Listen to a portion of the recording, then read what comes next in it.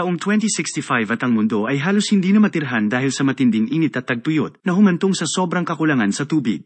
Isang gabi sa isang farmhouse, ang maliwanag na ilaw mula sa isang kotse ang gumising kay Junior na natutulog sa sala, at kalaunan ay bumaba ang kanyang misis na si Greta upang tingnan kung sino ang dumating.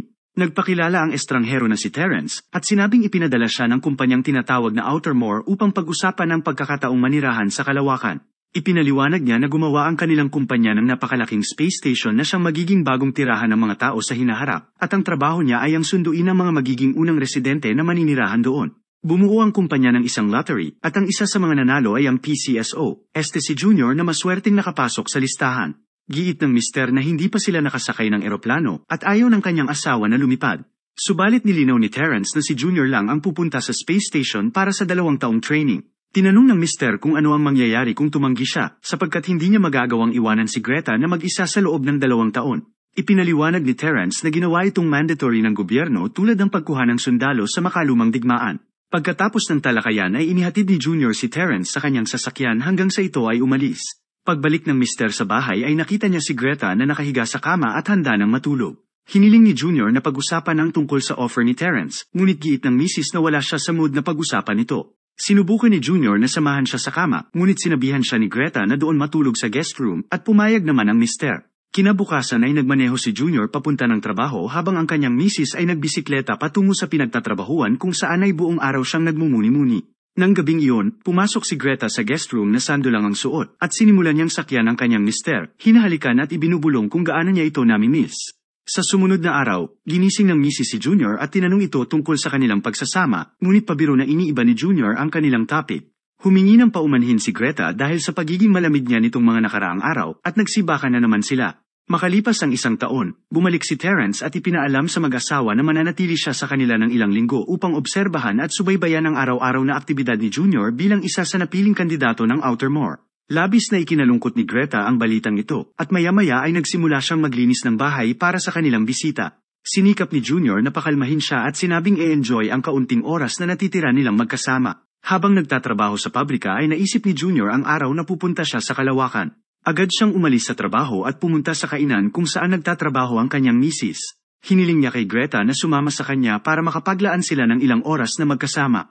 Giit ng misis na kailangan nilang maghintay hanggang matapos ang kanyang trabaho, ngunit nagpumilit si Junior hanggang sa pumayag din si Greta. Bumiyahe sila sa maladesyertong daan hanggang sa makakita sila ng isang lilim na lugar kung saan ay naging matindi ang kanilang bakbakan. Pagkatapos ng sibakan ay napansin ni Greta ang isang kabayo, at nang tingnan ni Junior kung saan galing ito ay nakita niya ang usok na nagudyok sa kanya na tumakbo at puntahan ito. Sumunod si Greta sa kanya na sumisigaw at hinihiling na tumigil siya. Nang marating ng mister ang nasusunog na farmhouse ay tinangka niyang pumasok sa loob, ngunit sa kabutihang palad ay napigilan siya ng mga kalalakihan. Nagising si Junior na may sling sa kanyang balikat, at nang yakapin siya ng kanyang misis ay sinabi niya rito na sila ay nasa panganib sapagkat merong nagtangka na saktan siya kagabi. Giit ni Greta na pinigilan siya ng mga lalaki dahil muntik na siyang tumakbo sa apoy. Tinanong ng misis kung bakit niya ginawa iyon, ngunit bago pa siya makasagot ay sumabat si Terence at sinabing marahil ay sinadya niya iyon upang hindi siya ipadala sa space station. Itinanggi ito ni Junior, at nang magreklamo siya na hindi niya maramdaman ang kanyang braso ay ipinaliwanag ni Terence na iyon ay mula sa anesthesia sapagkat siya ay nagkaroon ng minor surgery sa kanyang balikat. Sa hapunan, sinabihan ni Terence si Junior na hindi mag-iisa ang kanyang misis dahil may ipapadala ang Outermore na makakasama niya habang wala ang mister, at ito ay nagpagalit kay Junior. Gayunpaman, tiniyak ni Terence na ang pansamantalang ipapalit sa kanya ay hindi tao, kundi isang biological replica ng mister. Ipinagpatuloy ni Terence ang obserbasyon niya kay Junior. Maging sa trabaho ay sinusulat niya ang bawat aktibidad ng mister, at sa bahay ay isinailalim niya si Junior sa mga pisikal at psychological na pagsasanay. Tinanong ni Terence si Junior tungkol sa relasyon niya kay Greta, at ipinaliwanag niya na kailangang malaman ng kanyang replika ang lahat para mapanatiling masaya ang kanyang misis hanggang sa siya ay makabalik.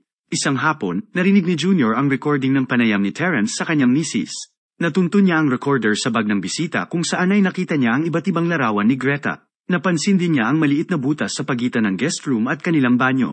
Nang tanggalin niya ang bandage sa kanyang balikat ay natuklasan ng mister na wala pala talaga siyang tahi. Maya-maya ay bumaba siya at nadatnan niya si Terence at ang kanyang misis na tila ay nagkakasiyahan.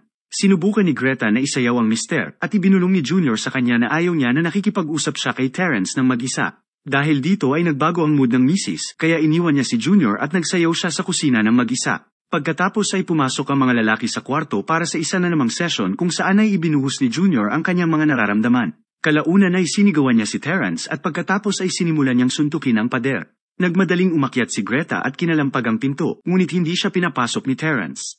Nang kumalma na si Junior ay hinugasan niya ang kanyang dugo at pawis, at pagkatapos ay humiga sa kama kasama ang kanyang misis. Kinabukasan, sinabi niya kay Greta na sa pagbalik niya ay gusto niyang pumunta sila sa isang lugar at magsimula ng isang pamilya. Giit niya na anuman ang kanilang magiging desisyon ay kailangan nilang gawin ito ng magkasama na sinang-ayunan naman ni Greta. Nang hapong iyon, lumabas sina Greta at Terence sakay ng truck. Samantala, si Junior ay nasa sakahan at umiinom ng kape nang mapansin niyang may nakatingin sa kanya mula sa malayo. Nagmadali siyang pumasok sa bahay para kunin ang baril, at pagbalik niya ay hinabol niya ang taong nakamasid sa kanya. Nang maglaon ay natuklasan ni Junior na sila ay mga tauhan ng Outermore na agad ay sumakay sa kanilang mga space shuttle at lumipad. Tinatawag silang duwag ni Junior habang patuloy niyang pinagbabaril ang kanilang shuttle. Bigla na lang siyang sinuntok ng di kilalang lalaki at nilagyan ng tracker. Gabi na nang magising si Junior at pagdating niya sa bahay ay nakita niya ang misis na kararating lang kasama ni Terence. Sila ay may kausap na lalaki na nagsabing kukunin lang niya ang mga gamit at aalis na sila. Pumuslit si Junior sa loob ng bahay at narinig niya ang kanyang boses na pinapatugtog sa recorder. Sumilip siya sa butas kung saan ay nakita niya si Terence na kausap si Greta. Kinikwento ng kanyang misis ang tungkol sa balak niyang umalis at pumunta sa ibang lugar, ngunit wala pa siyang lakas ng loob na iwan si Junior. Mas gusto niyang mag-iwan ng sulat para sa kanyang mister kaysa ipaliwanag ang kanyang dahilan sa pag-iwan sa kanya. Pumasok si Junior sa silid at sinabihan si Terence na umalis sa kanyang bahay.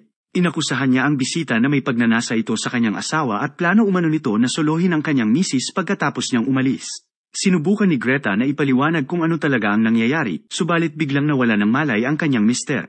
Nang gabing iyon ay may dumating na space shuttle. Pumasok si Junior sa bahay at sinabihan niya si Greta na namiss niya ito. Pagkatapos ay dinala ni Terence ang mister sa kusina kung saan nawala ng malay ang kanyang substitute at namangha si Junior nang makita na para itong totoong tao. Lumalabas na ang tunay na Junior pala ay pumunta na sa space station 2 taon na ang nakakaraan at ang lalaki na kasama ni Greta sa simula pa lang ay ang replika ng mister na na-activate sa pamamagitan ng headlight mula sa kotse ni Terence. Ipinaliwanag ni Terence sa replika na siya talaga ang substitute at humihingi siya ng paumanhin para sa panlilinlang sa kanya. Giit niya na ginawa lamang niya iyon upang subukan ang buong kapasidad nito. Ang replika ay nagsimulang umiyak habang tinatawag si Greta at agad naman siyang niyakap ng misis upang i-comfort, dahilan upang mamangha ang lahat na makita na natutunang mahalin ng dalawa ang isa't isa. Nagsimulang magmura si Greta habang hinihila siya palabas at pagkatapos ay sinimulan nilang i-pack ang replika sa plastic. Pagkaraan ng ilang araw ay sinubukan ng mag-asawa na mamuhay ng normal na parang walang nangyari. Subalit hindi pa rin matanggap ni Junior na araw-araw nagpapatuhog ang kanyang misis sa replika.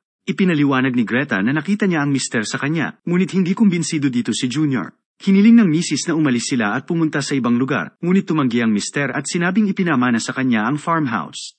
Ilang sandali pa ay milagrosong bumuhos ang ulan, at si Greta ay nagmadaling lumabas. Tinatawag ang kanyang mister upang samahan siya. Sinubukan niyang hilahin si Junior sa ulan, ngunit dahil hindi pa sanay sa gravity ay natumba ito. Nang subukan ng misis na tulungan siyang makatayo ay itinulak siya ng mister at iniwan siyang mag-isa sa labas. Kinabukasan ay nagising si Junior ngunit hindi niya mahanap ang kanyang misis. Nakita niya ang isang liham na iniwan ito para sa kanya, ngunit wala itong laman na mensahe. Pinuntahan ni Junior ang kainan kung saan siya nagtatrabaho, ngunit wala siya roon. Umuwi siya sa bahay para maghanda ng hapunan at pagkatapos ay umupo sa hapag na mag-isa at umiiyak.